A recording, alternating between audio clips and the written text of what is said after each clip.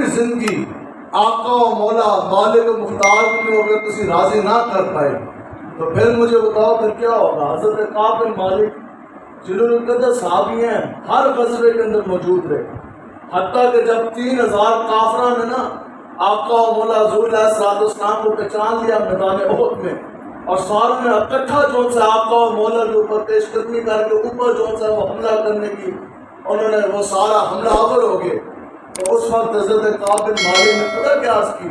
یا رسول اللہ کہ ایک عرض ہے، ایک خدمت ہے، عرض میں تب کروں گا کہ آپ کی جو عادت مبارک ہے آپ نے مجھے نہ نہیں کہنی۔ تو آقا و مولا مسکرائے، حضور نے فرمایا کہ کہو کیا چاہتے ہو، کیا مانگتے ہو مجھ سے؟ آج کی یا رسول اللہ وہ 3000 کافر آپ کو پہچان چکا، وہ تو آپ کو حملہ آور ہو گیا، ہر طرف سے پتھر بھی برسائے جا رہے، تیر جو سے ہیں وہ بھی پھینکے جا رہے، کافر تو سارے آگے۔ تو یا رسول اللہ عرض یہ ہے کہ آپ میری جو زرہ ہے نا، آپ یہ میری پہن لیں، اپنی زرہ آپ مجھے دے دیں، اپنی زرہ اور اپنا جو یہ ٹوپی آپ نے جنگی پہنی تھی، یا رسول اللہ اتنی عرض ہے میری زرہ آپ لے لیں، اپنی زرہ آپ مجھے دے دیں۔ تو پھر آپ نے اپنی زرہ مسلمانوں جتنے صحابہ سن انہوں نے اس طرح گھیراؤ کیا، اور اس طرح اس کے بعد اس گھیرے کے اندر آپ نے ایک دم اپنی زرہ آقا و مولا کو پیش کی، حضور علیہ السلام کی زرہ آپ نے پہنی، اور پھر آپ نعرہ لگا کر کافر جیسے متوجہ ہوئے، تو کافر تو چونکہ زرہ کی وجہ سے پہچان چکے تھے آقا و مولا کو، تو حضرت کعب بن مالک نہ پہاڑ کی طرف اکیلے بھاگ گئے، تو کافر سارے جناب انہوں نے پیچھے نہ سے۔ کتنی بڑی قربانی ہے، ہر غزوے میں پیش رہے، ہر غزوے میں آگے رہے، ہر غزوے میں جان پھیری پر آ کر کافروں کے ساتھ ٹکراتے رہے۔ صرف ایک غزوہ تبوک، ہمارے حضرت امیر المجاہدین فرماندے سن توانوں لوگوں نے یہی دسیا نا کہ جناب آقا و مولا کی عطا بڑی ہے، اور حضور انشاءاللہ قبر کے اندر بھی نور کے چشمے بہائیں گے، پلسرات بھی پار کروائیں گے، جنت میں بھی داخل کروائیں گے، لیکن یہ تو تب ہوگا نا کہ کی محمد سے وفا تو نے تو ہم تیرے ہیں، جے رسول اللہ تعالیٰ وفائی نہ کی، حضور کے دین کی سربلندی کے لیے پوری زندگی نکلے نا، تو پھر تو گل نہیں بنے گی، تو پھر کتنی زیادہ قربانی دی۔ یہ وہ بات ہے، یہ بات میرے مجاہدین فرماتے سن کہ یہ لوگوں کو جا کے مسئلہ بتائیں کہ آقا و مولا نوازتے بھی بہت ہیں لیکن آقا و مولا ناراض بھی ہو جاتے ہیں۔ تو اگر آقا و مولا حضور علیہ السلام کسی سے ناراض ہو گئے، اگر آقا و مولا نے اپنا بددعا چمکتا چہرہ کسی سے پھیر دیا تو پھر اس کا کیا بنے گا؟ اعلیٰ حضرت فرماتے ہیں کہ با خدا کا یہی ہے در، نہیں اور کوئی مفر مکر، جو وہاں ہو جو رب کے ہاں ہو، یہی آ کر ہو، جو جہاں نہیں وہ وہاں نہیں۔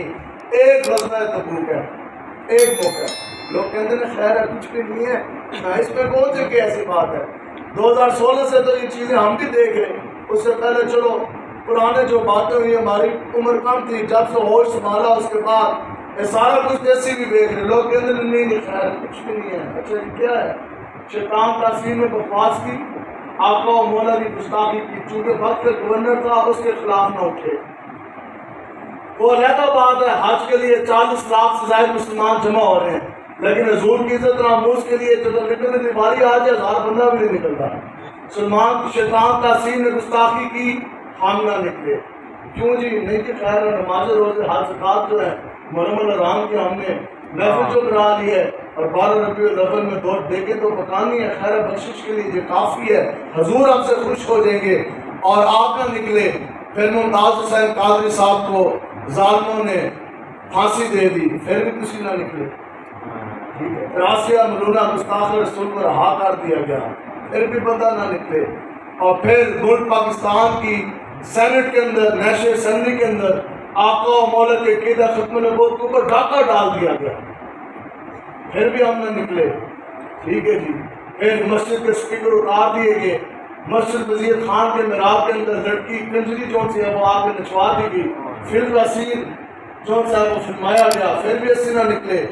پھر T20 کرکٹ میچ کروانے کے لیے 200 سے زائد مسجدوں کو تالے لگا دیے گئے سیکورٹی رسک کے نام پر، پھر بھی جو سے ہیں وہ ہم نہ نکلے۔ پھر بھی ایسی کہنے نہیں ہم تو جناب دیکھو اب بند ہونے کی دیر ہے، اور قبر کے اندر نور کے چشمے بھی آ جانے ہیں، اور قبر جو ہے وہ جنت کا باغ بھی بن جائے گی. پورے صراط کو گزرتے ہوئے پتہ ہی کو نہیں لگ رہا اس طرح ہم نے گزر جانا، اور جنت بھی مل جائے گی. نہیں، اگر یہ سب کچھ اتنی آسانی سے جن کو ملا بھی نا، امام حسین وہ ہیں کہ جن کو مہر لگائی گئی آقا و مولا کی طرف سے. جنت کے مالک ہیں آقا و مولا، مالک و مختار.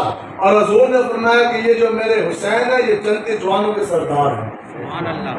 سب کچھ پا کر پھر بھی امام حسین کربلا میں کیوں گئے؟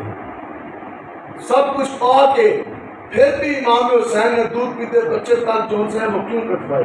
حضرت کعب بن مالک صرف غزوہ تبوک پہ نہیں گئے. یہ کتنے مارکے میں نے آپ کو دماغ دیے؟ ایک مارکے میں حضرت کعب بن مالک نہیں گئے. آقا و مولا حضور علیہ السلام نے تبوک پہنچ گئے نا، یہ قریب میرے خیال میں 600 کلومیٹر کا سفر ہے. جیسے ادھر کسی چلے جاؤ ملتان، اور ملتان والی گرمی ویسے علاقے ریگستان کا. تو جب آقا و مولا حضور علیہ السلام میدان تبوک میں پہنچے تو حضور نے کسی صحابی رسول سے پوچھا کہ کعب بن مالک آج بھی یارشدہ نہیں ہے. بس آگے سے آقا و مولا نے پھر پوچھا نہیں کہ کیوں نہیں آئے. کسی سے انہوں نے رابطہ کیا، انہوں نے شریع عذر بیان کیا. آقا و مولا نے پھر جتنا عرصہ وہاں جنگ کے لیے حضور رہے اور واپس سفر میں آئے مدینہ پاک تک، آقا و مولا حضور علیہ السلام نے حضرت کعب بن مالک کا نام تک نہیں لیا. جب آئے آقا و مولا ان سے مخاطب ہی نہیں ہوئے. صرف یہ ایک مارکا تو پوچھ رہا، ٹھیک ہے. جب آئے تو پھر حتیٰ کہ وہاں تبوک میں جنگ ہوئی بھی نہیں تھی، کافر پہلی بار گئے تھے. لیکن جب حضرت کعب بن مالک صحابی رسول ہیں، ہمیں اور آپ اس کھیت کی مولی ہے کہ جب آئے تو آقا و مولا مخاطب نہیں ہوئے. تو پھر وہ جس صحابی رسول کو سلام بھی کرتے تھے، سلام کا جواب دینا چاہیے کہ نہیں دینا چاہیے؟ صحابی رسول آگے سے وعلیکم السلام بھی نہیں کہتے. آخر وہ تنگ ہوئے اور آپ نے خود اپنی آپ بیتی لکھی بخاری شریف میں بھی تو 3 صفحات پہ یہ پورا واقعہ مستند ہے. آپ فرماتے ہیں خدا کی قسمیں وہ دن میری زندگی کے اتنے سخت تھے کہ سانس باہر جاتا تھا واپس اندر ہی نہیں آتا. کہنے رہے میں میرے دوست صحابی رسول ان کے رشتہ دار بھی تھے، ان کی بیٹی تھے، ان کے سسر تھے، کہ آپ فرماتے ہیں کہ میں نے اپنے دور جو صحابی رسول ہے نا ان سے میں نے عرض کی، میں کہتا تینوں رب کا واسطہ ہے تو دس کیا میں منافق ہوں؟ جہاں تک بات ہوگی آپ بتائیں، آپ تو رب کا واسطہ، آپ بتائیں کیا میں منافق ہوں؟ ان صحابی رسول نے پتہ آگے سے کیا فرمایا؟ آپ نے فرمایا ہمیں ان چیز سے اس چیز سے میں کوئی لینا دینا کوئی نہیں. ہم نے تو خالی یہ دیکھنا ہے کہ کس کے ساتھ آقا و مولا بات فرماتے ہیں اور کس کے ساتھ نہیں کرتے. جب حضور آپ سے بات نہیں کر رہے تو پھر ہم آپ کے ساتھ کس طرح بات کر سکتے؟ آپ فرماتے ہیں پھر میں گھر میں گیا. جو ان لوگوں کے لیے بات ہے جو کہتے ہیں چھوٹو جی باہر جا کے کیا کرا گے جی، کوئی نہیں حضور کے دین پہ حملہ ہوتا رہے، ہماری دکان کا شٹر نیچے نہ ہو، ہماری سیل غلے کے اندر جو 8 10 15 ہزار روپے آنے ایسا نہ ہو جائے کہ بند ہو جائے. لیکن وہ علیحدہ بات ہے جن لوگوں نے رسول اللہ کی اتنا منہ سانستے جنہوں نے دکانیں بند نہیں کی کرونا کی وجہ سے، پھر 3 سال دکانیں بند ہوئی کہ نہ ہوئی. اس وقت تک کاروباری بندے دوبارہ جو ہے وہ باہر نہیں ہو سکتے. تو اب جو حال ہو گیا وہ تو آپ کے سامنے ہی ہے. اب تو 2 دن کی روٹی کھانا بھی بندے کے لیے مشکل ہوتا ہے. آج میں نے خبر پڑھی اور اس کے بعد کوئی دیکھنا چاہتا ہے تو موبائل میں دکھا دیں گے. ایک فیصلہ باد کا ایک انسان بندہ ہے، اس نے اپنی 2 پھولوں جیسی بچیاں اس کی بیوی مر گئی ہے، ٹھیک ہے. تو وہ 2 پھولوں جیسی بچیاں ہیں، ایک کی عمر قریب ہوگی کوئی 10 سال، دوسری کی 12 14 سال. دونوں بچیوں کو اس نے ذبح کیا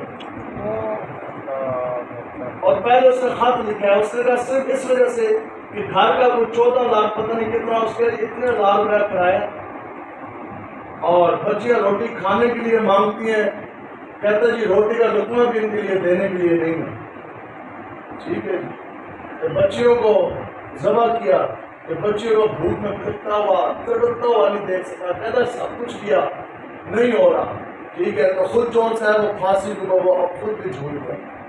اب بتاؤ جی، اس لیے ہم کہتے ہیں بتاؤ جب ملک پاکستان کے اندر نظام مصطفیٰ کا نفاذ ہوتا تو پھر ایک گھر بنی تھی. پھر تو حضرت فاروق اعظم یہ 5 لاکھ مربع میل ہے ملک پاکستان.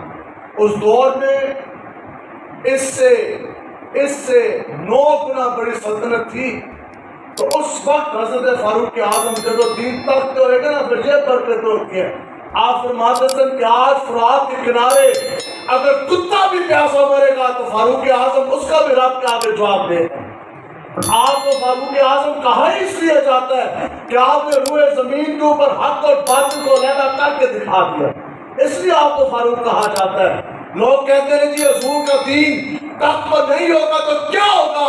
ہم نے کہا کربلا کا معرکہ ہو جانے کے بعد پھر بھی نہیں آپ کو سمجھ آئی.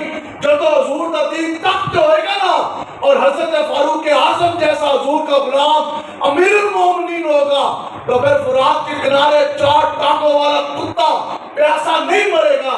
لیکن جب تخت کے اوپر یزید آ جائے گا اور حضور کا دین تخت پر نہیں ہوگا تو وہی فرات جہاں جس کے کنارے کتا بھوکا پیاسا نہیں مرتا تھا, کیا آپ نے نہیں دیکھا اسی فرات کے کنارے اہل بیت طاہر کو پیاسا جو سا وہ ذبح نہیں کیا گیا؟ تو آج جناب 2 بچیاں ان کو بھی ذبح کیا اور ان کو جو سا ہے وہ خود جو سا ہے وہ پھانسی پر جھول گیا. تو اس لیے ہم آپ کو حقیقت بات بتا رہے ہیں. واللہ آقا و مولا کے در کی خیرات اتنی ہے, میں آپ کو ذاتی بات بتا رہا, حضور کے دین کی ایسی بڑی برکت ہے. لکھاں کمان والے پریشان ہیں لیکن مسلح رسول میں بیٹھنے والا 12,000 روپے لے کے بھی تگڑا ہو کر بیٹھا. سبحان اللہ. یہ برکت ہے نا, یہ برکتیں ہیں. جنہوں نے لکھاں کروڑوں روپے تنخواہ نے, ہمارے خود خاندان میں 3 جٹائل ہیں. میرے والد صاحب بہت بڑے سینئر جو ان سے وہ عہدے سے ریٹائر ہوئے. میں نے خود پولیس میں 9 سال بطور انسپیکٹر میں نے نوکری کی ہے. ہمیں یہ پتہ ہے یہ جتنے بھی ہوتے تسی دیکھتے نا بڑی بڑی گاڑیاں جنرل دوسرے تیسرے, جس ٹائم تک یہ 5-10 گولیاں نہ کھا لو اس وقت تک ان کو نیند نہیں آتی. تو 10 قسم کی بیماریاں ان کو. تو مولوی جتنے بھی ہیں سانو دیکھ گولی کھان کی ضرورت کوئی نہیں. بہترین ساروں کو نیند نہیں آتی, کوئی پریشانی نہیں ہے, کوئی بلڈ پریشر نہیں ہے, کوئی جو سی بیماری نہیں ہے. یہ دین کی برکتیں ہیں. تو اس لیے آقا و مولا حضور علیہ السلام نے پھر آگے کیا ہوا؟ حضرت کعب بن مالک فرماتے ہیں کہ میں گھر میں گیا اور بڑا پریشان آ. کہتے ہیں کہ دستک ہوئی تو صحابی رسول کی آواز ہے, کہتے ہیں خوشی کی انتہا ہے. بھاگتا ہوا گیا, سارے کام چھوڑ کر دروازہ کھولا. میں کہا آقا و مولا کا فرمان آ گیا, حضور راضی ہو گئے. دروازہ کھولا, سامنے صحابی رسول. میں کہا ہاں جی خیر ہے. فرمانے لگے کہ حضور کا پیغام لے کر. کہتے ہیں خوشی کی انتہا. میں کیا اسی پیغام کا انتظار تھا. فرمائیے بتائیے کہ حضور کی بارگاہ سے حضور کا کیا حکم آیا؟ تو کہتے ہیں جو انہوں نے مجھے بات کہی نا بس, کہتے ہیں کہ صحابی رسول کہنے لگے کہ حضور علیہ السلام نے فرمایا کہ کعب بن مالک کو کہو کہ ابھی کے ابھی اپنی جو بیوی ہے نا وہ میں کے واپس بھیج دیں. ایک مارکے پہ نہیں گئے. یہ ہے رحمت العالمین. حکم کیا آیا کہ ابھی کے ابھی اپنی جو بیوی ہے نا زنانی اس کو واپس میں کے بھیج دیں. تو آپ نے آگے سے ہاتھ جوڑا, آپ نے عرض کی کہ جناب جائیں جا کے پوچھتے ہیں کہ ایسی بھیجنی ہے یا طلاق دے کے بھیجنی ہے. اور گئے صحابہ رسول پہ واپس آئے. انہوں نے کہا جناب بس رسول اللہ کی طرف سے فی الوقت اتنے حکم ہے کہ آپ فوری اس کو اپنے آپ سے علیحدہ کریں اور ان کو جون سے وہ میں کے بھیجیں. سمجھے اس آستے سے قانون کہنے ہیں ہماری جہاں تک زندگی کا مسئلہ ہے, ہماری جہاں تک زندگی کا مسئلہ ہے, ٹھیک ہے. ہمارے پاس تو اتنے آج بھی پیسے موجود ہیں, اتنی آج بھی زمینیں موجود ہیں. آج بھی یہ میں بات کر رہا ہوں ہمارے لیے اگر تم یہ سمجھتے ہو نا کہ ہم اپنے لیے محنت کر رہے ہیں کہ ہمیں MNA اگر ہمیں کوئی شوق ہوتا نا ٹھیک ہے تو میرے لیے تو وہ پولیس کی نوکری کافی تھی. 7 والے تو پرموٹ ہو گئے, ہمارے لیے تو پولیس کی نوکری کافی تھی. لیکن بات یہ ہے کہ جس نے ہمیں پولیس کی نوکری بھی کر رہا تھا نا جب گل آئی نا حضور کے دین دی, جب گل آئی نا رسالت دی, حتیٰ کہ 9 سال نوکری ہو چکی تھی, 1 سال اور کرتے کیٹیگری 1 کرا کر میڈیکل کرا کر پینشن بھی لگ جانی تھی. میرے ساتھ کے دوستوں نے کہا, انہوں نے کہا جناب دین کا کام کرنا لیکن پیسے تو چاہیے ہوتے ہیں, سال انتظار کر رہے ہیں, میڈیکل کروا کر انفٹ کروا کر پینشن تو آپ کی لگ جائے گی لیکن جس وقت بات آئی حضور کی نوکری کی، یہاں ہی تو امتحان تھا۔ ایک طرف کروڑوں کی نوکری، دوسری طرف آمنہ کے لال آقا و مولا کی غلامی، حضور کی دین کی بات آئی تو وہ 9 سال نوکری حکومت پاکستان کے منہ پہ ماری۔ اس وقت مجھے S S P D S P نے کہا جناب آپ نے تو روپیہ حرام کا لکھایا، بتائیں جی آپ کو نوکری سے نکال دیا جائے گا، بیوی بچوں کو روٹی کہاں سے کھلائیں گے اور چولہا کہاں سے چلے گا؟ میں نے اس وقت یہ بات کہی کہ اگر اے بی سی ڈی اگر ہمیں اور میرے بیوی بچوں کو روٹی دے سکتی ہے تو الف لام میم اس سے 1000 گنا بہتر روٹی دے گا۔